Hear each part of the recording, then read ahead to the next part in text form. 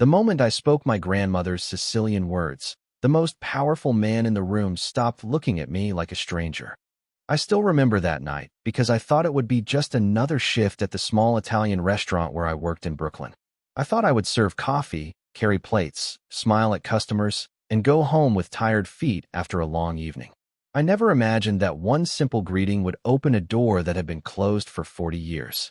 My name is Emily Carter, and before that night, I was just a waitress trying to build a quiet life. I was not wealthy.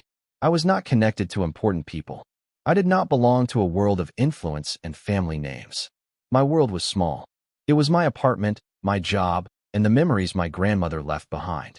She was the person who taught me everything about Sicily. Not from books, from stories, from old recipes, from the phrases she whispered while cooking Sunday dinners in our little kitchen. Never forget where your words come from, she used to tell me. I never understood how important those words would become. That evening started like any other busy night. The restaurant was filled with conversation, the sound of dishes moving between tables, and the warm smell of traditional Italian food. Families were celebrating birthdays. Couples were sharing quiet dinners. Everyone seemed lost in their own little world. Then the door opened. A group of guests walked in, and suddenly the atmosphere changed. Not because anyone said anything. It was because of one man walking at the center of the group. He was tall, calm, and carried a presence that made people notice him without trying. His name was Adrian Romano. Everyone in the neighborhood knew the name. He was known as a powerful businessman with a family history that reached back to Sicily. But to me, he was simply another customer entering my workplace. Behind him was an older gentleman with silver hair and a thoughtful expression. Adrian introduced him as his father, Vittorio Romano. As they approached the table, I picked up the menus and greeted them politely. Then I heard Vittorio say something in Sicilian. It was an old expression. Hey, phrase my grandmother used when welcoming guests into our home. Before I even thought about it, the words came out of my mouth. Benvenuto, signore. E un piacere accogliervi qua. Welcome, sir. It is a pleasure to have you here. The moment the words left my mouth, everything changed. The room became strangely quiet. Not completely silent, but quiet enough that I noticed. I looked around and saw several guests watching. Adrian looked at me with a different kind of attention. Not suspicion, curiosity. But Vittorio's reaction was the one I would never forget. His eyes widened slightly, and for a moment, he looked like he had traveled back in time. Where did you learn that? He asked softly. I smiled nervously. My grandmother taught me. Your grandmother? He repeated. I nodded. Yes, she was from Sicily. Vittorio slowly sat down, but he kept looking at me. What was her name? I told him. And the second I said it, something changed in his expression. It was not recognition exactly. It was something deeper. Like a forgotten memory had suddenly found its way home. Adrian noticed it too. He leaned slightly forward and asked his father, Do you know her?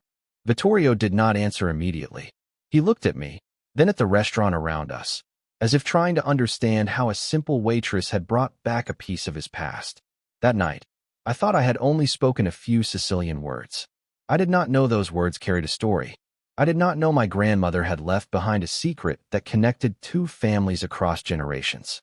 And I definitely did not know that the man sitting across from me would soon discover that the quiet waitress serving his dinner was connected to a chapter of his family history that he thought was lost forever. After that night at the restaurant, I thought the strange moment would simply become a memory, a surprising conversation. A story I would tell my friends about the evening when a few words in Sicilian caught the attention of an unexpected guest. But I was wrong. Some moments do not disappear. Some moments wait quietly until they reveal why they happened. The next morning, I arrived at work expecting everything to return to normal. The same tables, the same customers, the same routine. But when I walked through the front door, I immediately noticed something different. My manager looked at me with a curious expression. Emily, someone came by earlier asking about you. I stopped. About me? He nodded. A gentleman from last night. I already knew who he meant. Adrian Romano. I did not know why he wanted to speak with me. In my mind, I replayed the previous evening. I had only greeted his father. I had only spoken words my grandmother taught me. I had not done anything unusual. At least, I did not think I had. Later that afternoon, Adrian returned to the restaurant. This time, he came alone, without the group of people surrounding him. without the serious atmosphere that followed him the night before. He walked in calmly and sat at a small table near the window. I approached him with my usual notepad in hand. "Good afternoon. What can I get for you?" He smiled slightly. "Actually, I came to ask you a question."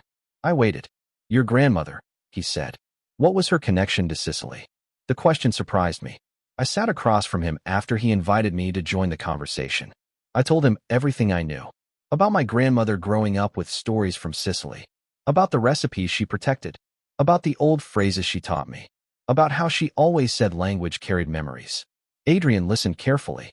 He was not looking at me like someone searching for information. He looked like someone trying to understand a missing piece of his own family story. "My father has not reacted like that in many years," Adrian said quietly. "When you spoke, he looked like he remembered something important." I looked down at my hands. "I do not know what I said that was so special." Adrian smiled. "That might be the reason it mattered." His answer stayed with me. Because my grandmother was exactly like that. She never believed small things were meaningless. She believed a simple meal could bring people together. A kind word could change someone's day. A forgotten language could keep a family connected. Before leaving, Adrian asked if I still had anything that belonged to my grandmother. I told him I had some old photographs and a few handwritten recipes. "Would you be willing to show them to my father?" he asked. I hesitated. My grandmother's memories were personal. They belonged to my family. But something in his voice made me understand that this was not about curiosity. It was about respect. I agreed. 2 days later, I brought a small box from my apartment to the Romano family home. I expected something grand and intimidating. Instead, I found a quiet place filled with books, old photographs, and memories. Vittorio welcomed me warmly. When I handed him the old recipe book, his hands became still. He looked at the handwriting carefully. "I know this writing," he whispered. I felt my heart beat faster. "You do?" He nodded slowly. "Your grandmother wrote these notes." I was confused. "How would you know that?" Vittorio looked at Adrian, then back at me. "Because many years ago, before you were born, your grandmother helped my family." The room became quiet. Not uncomfortable, just filled with the weight of a memory returning. Vittorio explained that when he was younger, he knew a woman from Sicily who believed people should help each other regardless of their circumstances. She shared traditions, recipes, and stories with his family during a time when they were trying to build a new life in America. I listened carefully, realizing he was describing my grandmother. "She never told me any of this," I said softly. Vittorio smiled. "That sounds like her. Why would she keep it secret?" I asked. He looked at the old recipe book. "Because some people do good things without wanting anyone to know." Those words felt exactly like something my grandmother would say. As I left the Romano home that day, I carried more questions than answers. I thought I was learning about Adrian's family, but I was starting to realize I was uncovering a hidden chapter of my own. And somewhere between an old recipe book, a forgotten language, and a memory shared across generations, I began to understand that my grandmother's story was much bigger than I ever imagined. The old recipe book stayed on my kitchen table for 3 days. I looked at it every morning before work, hoping that somehow the faded pages would explain everything. But memories do not speak like people do. They wait. They hide in small details until someone is ready to understand them. I kept thinking about Vittorio Romano's words. My grandmother helped my family. Those simple words created 1,000 questions in my mind. Why had my grandmother never mentioned the Romano family?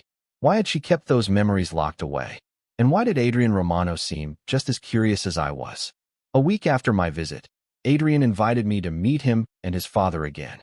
This time, it was not at a restaurant. It was in a quiet family room filled with old photographs, books, and objects collected over many years.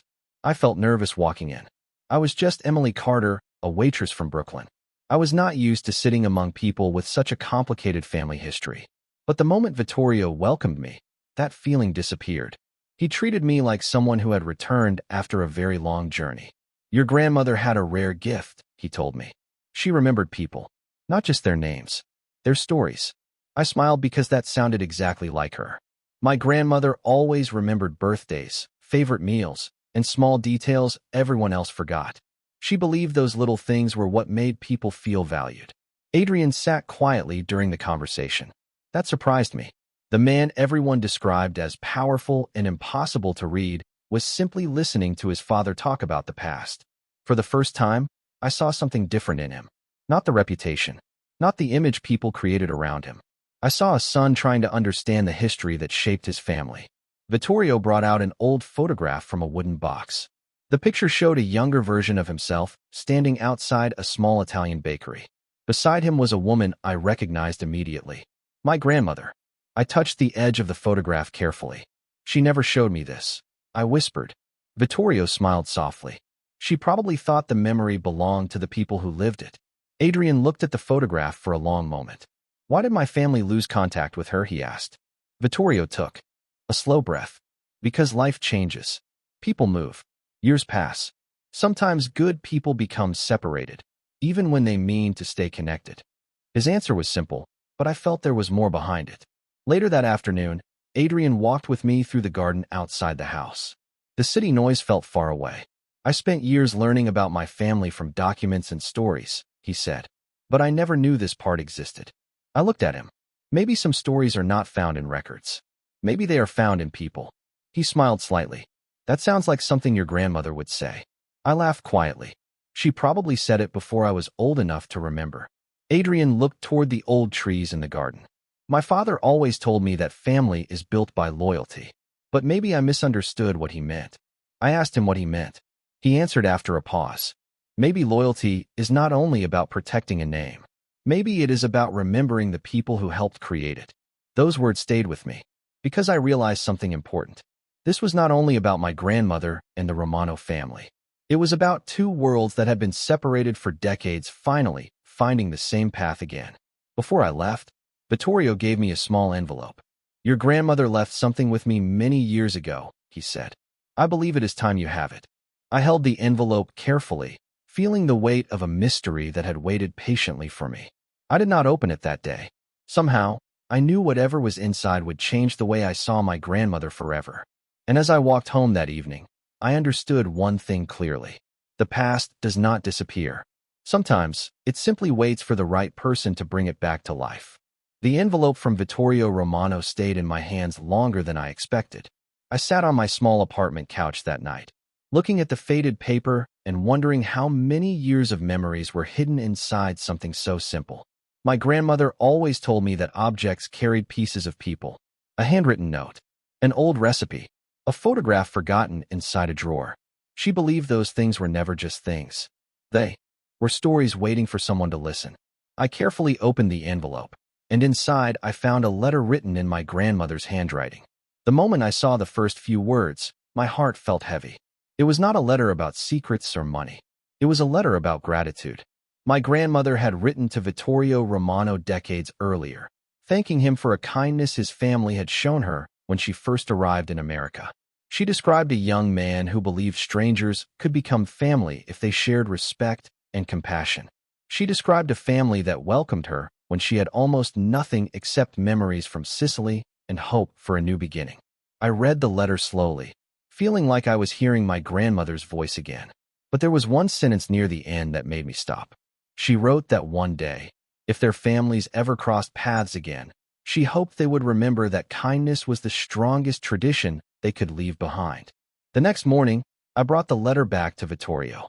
When he read it, his expression changed. Not with sadness, not with surprise. It was something warmer, something like relief. She remembered, he whispered. I nodded.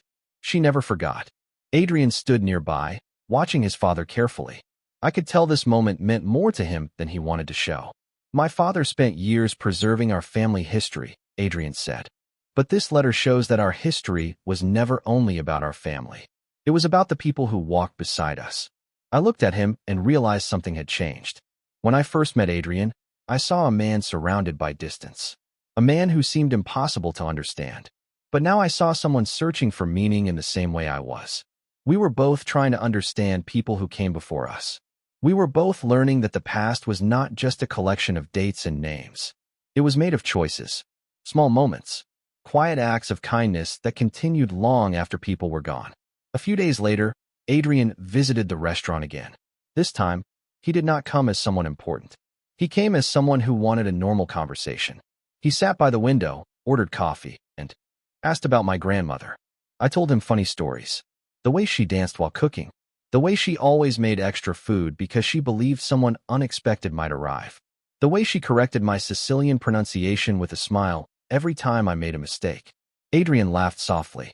It was the first time I had heard him laugh. It made him seem different, more human. I think I understand now, he said. My father was not protecting a memory. He was protecting a lesson. I smiled. What lesson? He looked outside at the busy Brooklyn street. That people are more important than names. Those words stayed with me because they were coming from someone whose entire life had been connected to a powerful family name. Someone who had spent years carrying expectations that were not always his own. That evening, as I returned home, I realized the connection between our families was not about the past alone. It was about what we chose to do with what we inherited. My grandmother left me kindness. Vittorio carried gratitude. And Adrian was beginning to discover that the greatest legacy was not what people remembered about you. It was how people felt after meeting you. But I still did not know the full story. Because inside the letter, hidden between my grandmother's words, was a small reference to another person. Someone whose name I had never heard before. Someone who connected our families in a way neither Adrian nor I expected. The name written inside my grandmother's letter was not familiar to me, but somehow it felt important. I carried that single name in my thoughts for days, wondering why my grandmother had chosen to mention someone she never spoke about during my entire childhood. I knew her stories. I knew her recipes. I knew the songs she hummed while preparing dinner. But this person was a missing page in a book I thought I had already read. Adrian Romano felt the same way. When I showed him the letter again, he carefully looked at the name and became quiet. I have heard that name before, he said, but I never knew there was a connection to your grandmother. We decided to search through the old family records together. It was not about uncovering something dramatic. It was about understanding the people who shaped our families before we were even born. We spent hours looking through photographs, handwritten notes, and old documents stored carefully inside the Romano family archive. Every piece revealed a small part of a larger story. There were pictures of celebrations, handwritten recipes, and letters between people who believed friendship could survive distance and time. Then we found something unexpected. A photograph from many years ago showed my grandmother standing beside Vittorio Romano and another woman I did not recognize. Behind the picture, there was a handwritten note. 3 families. 1 promise. Never forget where kindness began. I read the sentence again and again. Adrian looked at the photograph carefully. I have never seen this before, he said. For the first time, I saw uncertainty in his eyes. Not fear, not confusion, just the feeling of someone discovering that the story they knew was incomplete. Vittorio joined us later that afternoon. When he saw the photograph, he smiled softly. I wondered when this day would come, he said. I looked at him. You knew about this? He nodded. I knew there were parts of the past that would eventually find their way back. Vittorio explained that many years ago, before Adrian became the person everyone recognized today, their family had shared a bond with another family through simple acts of support and friendship. My grandmother was part of that story because she believed people should help each other without expecting anything in return. Your grandmother had a strong heart, Vittorio told me. She never cared about status or reputation. She cared about people. Those words reminded me of every lesson she gave me growing up. She never told me to chase attention. She told me to be dependable. She never told me to impress others. She told me to make others feel seen. Adrian listened quietly. After we left the archive room, we walked through the garden again. The evening air was cool, and the city lights slowly appeared in the distance. I spent most of my life trying to protect my family name, he said. But I never asked what that name was supposed to represent. I looked at him. Maybe you are finding the answer now. He smiled slightly. Maybe I am. I realized then that Adrian was not searching for information about my grandmother. He was searching for something he had lost somewhere along the way. A connection to the values his family was built on. A reminder that behind every family name were ordinary people who made extraordinary choices. Before I went home, Vittorio gave me another small box. Inside was a collection of old recipes and handwritten notes from my grandmother. But there was one final page I had never seen before. At the top were the words, "For the person who needs to remember." My hands became still as I read the first sentence. It was not written for me. It was not written for Adrian. It was written for someone in the future who would need to understand why 2 different worlds were connected. And as I continued reading, I realized my grandmother had known this moment would eventually come. The first sentence on the hidden page changed the way I looked at my grandmother forever. If this letter is ever found, it means two families are ready to remember what they promised long ago. I read those words several times because I could almost hear her voice speaking through the paper. My grandmother was gone, but somehow she was still guiding me toward a truth she had protected for decades. I brought the page to Adrian Romano the next morning. He read it silently while standing near the window of his family home. For several moments, he did not say anything. The confident expression I had seen many times was gone. Instead, I saw someone trying to understand a part of his own history. She knew this day might happen, Adrian said quietly. I looked at him. What do you mean? He folded the paper carefully. She knew someone from my family would eventually find these words. The thought felt impossible.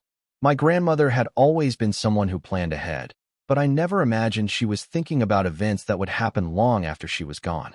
Vittorio joined us in the room and explained that the promise mentioned in the letter was not about wealth, power, or anything people usually associate with important families. It was about protecting a tradition of kindness. Years ago, when families were building new lives in America, people relied on each other. They shared meals. They shared stories. They helped neighbors become friends. My grandmother believed those moments were worth remembering. Adrian listened carefully. I noticed something changing in him. Before this journey began, he seemed like someone carrying a heavy responsibility. Everyone knew his family name. Everyone had expectations of him. But now, he was discovering a different kind of inheritance. Not a business, not a reputation, a responsibility to honor the people who came before him. Later that afternoon, Adrian and I walked through the neighborhood where the restaurant was located. The streets were busy, people were rushing to work, and small shops were opening for the day. It felt ordinary, but somehow, the ordinary moments felt more meaningful than before. I used to think family history was about remembering important people, Adrian said. Now I think it is about remembering important choices. I smiled. Your father would probably agree. Adrian looked toward the restaurant where we first met. You know what is interesting, he said. Everyone talks about my family like it was built by powerful people. But the story you are showing me was built by someone who simply cared. I understood what he meant. My grandmother never had influence. She never had a famous name. She never wanted recognition. But her kindness had traveled across decades and connected people who might never have met otherwise. That evening, Vittorio showed us one final item from the family collection. It was a small notebook filled with handwritten recipes and notes from different people. Each page had a name, a date, and a short memory. It was not a valuable object because of its material. It was valuable because it carried pieces of lives that could have been forgotten. Adrian opened the notebook and found a message written by my grandmother. The strongest families are not the ones with the most power. They are the ones who remember how to care. He read the sentence twice. Then he closed the notebook slowly. I knew that moment mattered. Because for the first time, Adrian was not looking for answers about the past. He was deciding what he wanted to carry into the future. I left the Romano home that night feeling different. The mystery that brought us together was becoming something more than a hidden family connection. It was becoming a reminder that every person leaves something behind. Sometimes it is a name. Sometimes it is a story. And sometimes it is a simple act of kindness that continues changing lives long after the person who started it is gone. The notebook my grandmother left behind became something more than a collection of recipes and memories. It became a bridge between two families that had been separated by time. But the more Adrian and I learned, the more I realized there was still one important question waiting for an answer. Why had my grandmother kept this connection hidden for so many years? I carried that question with me every day. It was not because I felt betrayed. It was because I wanted to understand her choices. My grandmother had always been honest with me. She taught me the importance of family, kindness, and remembering where we came from. So why had she never mentioned the Romano family? One afternoon, Adrian asked me to visit the old neighborhood where his father had lived when he first came to America. I agreed because I wanted to see the places connected to the stories we had been discovering. As we walked through the quiet streets, Adrian seemed different from the man I met at the restaurant. He was not focused on appearances or expectations. He was simply trying to understand. I spent most of my life hearing stories about my family, he said, but I never heard the stories that mattered most. I looked at him. Maybe because those stories were not about your family alone. He nodded slowly. Maybe you are right. We stopped in front of a small building that had once been a bakery. The paint had faded, and the sign was no longer there, but Vittorio remembered the place clearly. This was where many years ago, families from different backgrounds gathered to share food and conversations. It was where my grandmother and Vittorio first became friends. Inside, Adrian found an old wooden box that had been carefully stored away. It contained letters, handwritten notes, and photographs. Each item showed ordinary people creating extraordinary memories. One photograph caught my attention. It showed my grandmother standing beside Vittorio and another young woman. The woman looked familiar, but I could not remember seeing her before. On the back of the photograph was a message: to the families who believe kindness has no borders. Adrian read the words quietly. She understood something that many people forget. I asked him what he meant. That people are not remembered because of what they own. They are remembered because of what they give. His words surprised me because they sounded exactly like something my grandmother would have said. Later that evening, Vittorio explained the missing part of the story. The woman in the photograph was someone who had helped both families during a difficult period of adjustment when they were creating new lives in America. She believed that traditions were not meant to separate people. They were meant to bring people together. My grandmother had carried that belief throughout her life. She taught me Sicilian phrases not because she wanted me to remember a language. She wanted me to remember a connection between generations, between families, between people who might seem completely different but shared the same values. Adrian became quiet as he listened. I think I finally understand my father, he said. He was never trying to protect a family secret. He was trying to protect a family lesson. That sentence stayed with me, because I realized we had been searching for a hidden story, but we had actually found something much more valuable. We found the reason behind the story. Before I left, Adrian gave me a small photograph from the collection. It was a picture of my grandmother smiling beside Vittorio many years earlier. I think this belongs with you, he said. I held it carefully and felt a wave of emotion.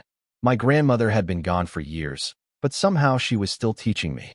She was showing me that the most meaningful things in life are often invisible. Not money, not status, not recognition, just the quiet moments when one person chooses to care for another. As I looked at the photograph, I realized the journey was not about discovering who my grandmother knew. It was about discovering who she was. And for the first time, I understood that her greatest legacy was not the recipes she left behind or the words she taught me. It was the kindness she planted in the world, waiting for someone else to continue it. The photograph of my grandmother and Vittorio stayed beside my bed for several nights. Every time I looked at it, I felt like I was seeing a part of her life that had been waiting patiently for me to discover. I used to believe memories were something people left behind. Now I understood that memories could continue moving through generations, connecting people who had never met before. Adrian Romano felt that same connection. The man who once seemed impossible to understand was becoming someone I could see clearly. Not because his reputation changed, but because I was finally seeing the person behind it. A few days after we found the old photograph, Adrian invited me to a family gathering. It was not a formal event. It was simply a dinner with people who had known his family for many years. When I arrived, I noticed something different. The atmosphere was warmer. There were conversations, laughter, and stories being shared around the table. It reminded me of my grandmother's kitchen, a place where people did not come just to eat. They came to belong. Vittorio welcomed everyone and introduced me as someone who had helped his family remember an important part of their past. I felt embarrassed by the attention because I did not believe I had done anything special. I had only spoken words my grandmother taught me. But Adrian looked at me and said something I would never forget. Sometimes the smallest things reveal the biggest truths. Those words stayed with me throughout the evening. I watched Adrian speak with his family, and I noticed how different he was from the person people described. He was still confident. He was still respected. But there was a kindness beneath the surface that most people never had the chance to see. Later, we stood outside on the quiet street while the lights from the city reflected on the sidewalks. Adrian looked at the old neighborhood around us. I spent years thinking my responsibility was to protect what my family built, he said. But I think I misunderstood what they built. I asked him what he meant. They did not build a name. They built relationships. I smiled because I knew my grandmother would have agreed. She always said that people could forget achievements, but they rarely forgot how someone made them feel. Adrian looked at the photograph in his hand. Your grandmother understood something my family almost forgot. What was that? I asked. He answered quietly, that a legacy is not something you inherit. It is something you continue. Those words changed the way I saw everything. The journey started with a question about a language and a hidden connection between families. But now it was becoming something much bigger. It was about understanding that every generation receives something from the people before them. Sometimes it is a tradition. Sometimes it is a story. Sometimes it is a simple lesson that changes the way we live. A week later, Adrian returned to the restaurant where we first met. He sat near the window, the same place where everything began. This time, he did not come searching for answers. He came to share something. He told me he wanted to preserve the stories we had discovered, not as something private hidden away in old boxes, but as something that could remind future generations about the importance of kindness and connection. I looked around the restaurant and thought about how unlikely everything seemed. A waitress, a family with a long history, a forgotten language, an old photograph. None of it seemed connected at first, but somehow, every piece had found its place. Before leaving, Adrian handed me the original photograph of my grandmother and Vittorio. Keep this, he said. Your grandmother helped my family remember who we were. Now you helped us remember again. I held the photograph carefully and felt the same warmth I felt when reading her old letters. My grandmother had always believed that kindness was something you passed forward, not something you kept for yourself. And now I understood why she saved those memories. She was never trying to preserve the past. She was preparing the future. Because sometimes the people who change our lives are not the ones who make the biggest promises. They are the ones who quietly leave behind something meaningful enough for others to carry on. For a long time, I thought the most important moments in life were the ones people noticed. The celebrations, the achievements, the days when everyone gathered to say congratulations. But my grandmother taught me something different. She showed me that the moments that truly change us are often quiet. They happen in small conversations, in simple gestures, and in the kindness we choose when nobody is watching. Months had passed since I first walked into that restaurant and greeted Vittorio with the Sicilian words my grandmother taught me. At the time, I thought it was just a polite greeting. I never imagined that a few words could open a door to memories that had been waiting for decades. Adrian and I stayed in contact after everything we discovered. Our friendship grew naturally, built on respect and the shared understanding that some stories are too meaningful to disappear. He was still known as a powerful man in his world, but I no longer saw only the image people talked about.